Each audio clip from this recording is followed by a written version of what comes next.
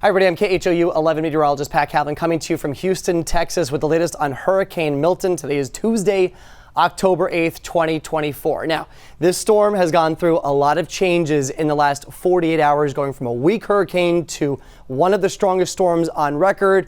And then it weakened again through the overnight. The reason why that happened is because it went through something called an eye wall replacement cycle. Basically, what happens is the eye wall becomes occluded. You kind of actually lose sight of the eye on satellite. And then after several hours, it redevelops, and it's usually a lot bigger and clearer to find. And you can see it's probably one of the best images that we've gotten so far of this hurricane. That's a meteorological point of view. When we say that something is the best that it's looked, that means that it is the worst. It's not a good thing, obviously. The better this thing looks on satellite, the more dangerous it is. That's what I'm trying to get at. So as of the 1 p.m. advisory this afternoon, winds are sustained at 155 miles per hour. We are right on the border of Category 5 strength. And looking at the satellite presentation right now, I wouldn't be surprised if we were already at Category 5 strength. But again, this is going to change a lot over the next few hours as we get into tomorrow. So don't focus on the current conditions. This is just where things stand right now as I'm making the video. But this has really good symmetry. Again, good symmetry, bad storm. We're talking about a strong storm. We're talking about a healthy storm. All of these are bad factors for anyone that's in the storm's path. The only good news, though, is that we do expect the storm to weaken as it makes that approach to Florida. But we look for good symmetry on satellite for a sign of a storm's health. That and also cloud top temperatures, which is what you're looking at here. This is the infrared satellite view of the storm. Basically, what we look for with infrared satellite are cold cloud tops. And the science behind that is the more intense a thunderstorm is, and remember, a hurricane is just a giant circle of thunderstorms.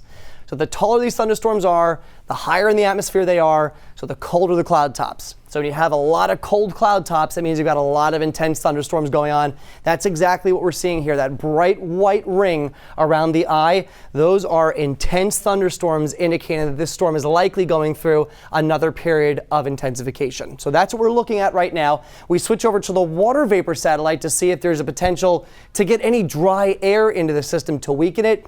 And the answer is just no. This storm has really done a good job of closing itself off in that symmetrical donut shape and protecting itself and the eye, the core of the storm, from any outside dry air, which you actually see back to the north and west. And that's because a cold front just came through areas like Texas and Louisiana today. And so that's trying to pull in all of this dry air from up north. Not going to be successful until probably Wednesday, and by that point, it's too late. So this storm is on its path right now, right towards the west coast of Florida, with pretty much nothing standing in its way. So with that in mind, we go to the forecast. Official forecast of the National Hurricane Center looks like this. You may see some changes this evening in terms of intensity, but the path change is going to be very minimal as we go through the next 2 days. So this is pretty much where things stand right now. Cat 4 storm, probably Cat 5 at this point. By the time we get to Wednesday evening, this drops down to a Category 3 hurricane. And then we see landfall sometime overnight Wednesday before Thursday morning. Please do not let your guard down. If you don't take anything away from this video, except for this, just keep in mind that a weaker storm does not mean a better outcome for the west coast of Florida. And the reason for that is because as this storm weakens, it's going to expand significantly, which means bigger wind impacts and bigger storm surge impacts. Here's what's going on with the storm, and this is why we're expecting it to weaken as we get into the next 2 days. That cold front that I showed you that just moved through Texas, that's tied up with the jet stream. So that's going to dive south. Jet stream is a lot of strong wind shear in the upper levels of the atmosphere, which hurricanes hate. This wind shear is going to start to shred this thing apart, okay? All these wind directions here moving from southwest to northeast. This wind is going to be ripping at 80 to 100 miles per hour in the upper levels of the atmosphere. Too late to destroy the hurricane, but it will do a number on the storm, knocking it down to a Category 3 hurricane, still a major storm, before landfall. The reason why that's a problem in terms of the impacts that Florida will see is because as these storms, these compact storms weaken, they start to expand in size, which means the impacts are going to be felt for more people. This is pretty much where Milton stands right now. It's a pretty compact wind field, and we really only see the strongest winds within about 50 kilometers of the center of the storm. Yesterday, the eye of the hurricane was only about 4 miles across in diameter, one of the smallest eyes ever recorded in the Atlantic Basin. When you have these storms with these pinhole eyes, these really small cores and centers, all of that energy is wrapped up in that center. It doesn't really expand far away from the storm. But it also allows the storm to undergo these explosive bouts of intensification, which is what we saw yesterday as it became one of the strongest storms on record. So since then, it's gone through that eye wall replacement cycle. So now it's got a bigger eye. We expect that to happen again, and then it'll start to weaken on approach to Florida. Watch what happens to the wind field when that eye wall replacement happens again, probably sometime tomorrow, and as it starts to interact with that jet stream. That wind field is going to get enormous, and that means more wind impact for the state, and it also means more storm surge for the west coast of Florida. And the reason for that is because when you have a bigger wind field, that's more wind moving over the water, building up that wall of water that we call storm surge, that's going to head towards the coast. If you just have a small compact storm, it's going to churn things up, but the storm surge will be more dangerous across a smaller area. When you get a big storm like this, that storm surge is going to impact a lot of people. So here to look at future track. Watch how small that eye is right there as we get into early tomorrow morning. Watch how it almost doubles in size on future track by the time we get to Wednesday afternoon. So this is likely the result of another eye wall replacement cycle. So there's Wednesday afternoon. You can already start to see the impact of the jet stream coming through the area and ripping the top of the storm away from the center. Notice how all these showers and storms and the clouds are getting pulled away from the center of the storm. That's the shear, and this is the point we're going to start to see the storm weaken, but also expand. Watch it here as we continue to play this forward. Look at how big that eye becomes now. A huge eye, big storm surge coming in on the south side of the storm because that's the direction that the wind is going. Maybe a tornado threat here across the middle part of the state, and huge wind impact for the Tampa Bay area or whoever ends up near that eye wall.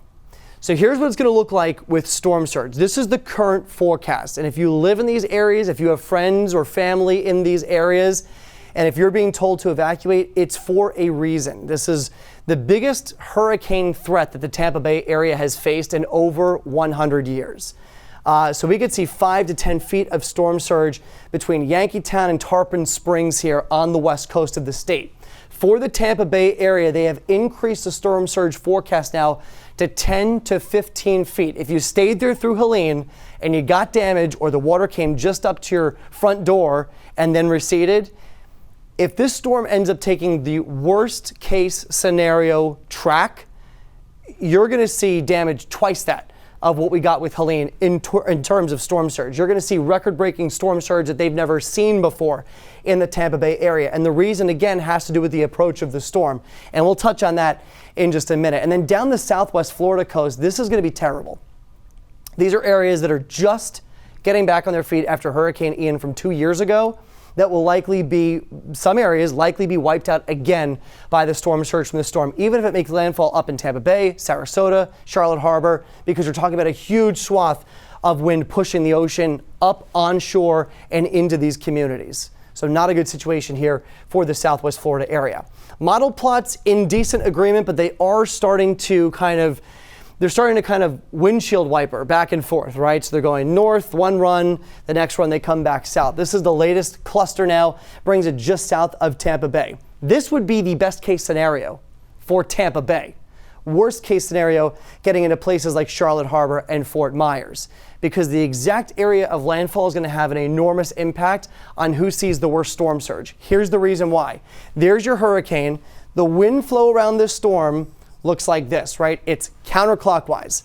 What is that doing? It's taking all of the water from the Gulf and it is shoving it, not just onshore into these beaches, but into these bays, into the rivers, into the canals, into all of these areas that can't hold the water. So you're taking all of this water and you're pushing it into a bay, a river, a canal, and it can't go anywhere. So then it starts to flood neighborhoods and homes. That's what storm surge is.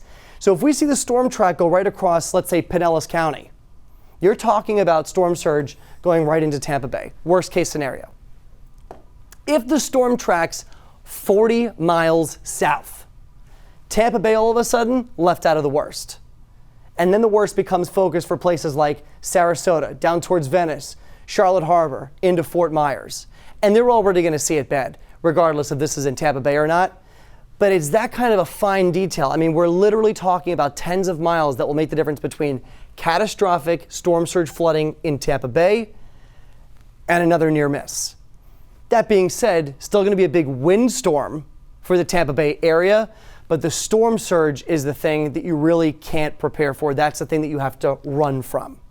So here's the bottom line with Milton. The storm will weaken over the next 2 days. Eventually, before landfall, it weakens, but as it happens, it expands. Someone along the west coast of Florida will see catastrophic storm surge 10, 15 feet above sea level. On top of that, as the storm expands, the wind field expands. So now it looks like widespread wind damage is likely, even going farther inland. Places all the way up to Orlando will likely see hurricane-force wind gusts, so power outages are going to be widespread, and they could last a long time. The number one thing you got to take away from this video is the storm surge threat. That's not going to diminish as the storm weakens. It is going to stay steady where it is. So again, if you're being told to evacuate, do so and stay on top of this forecast as we go through the next few days.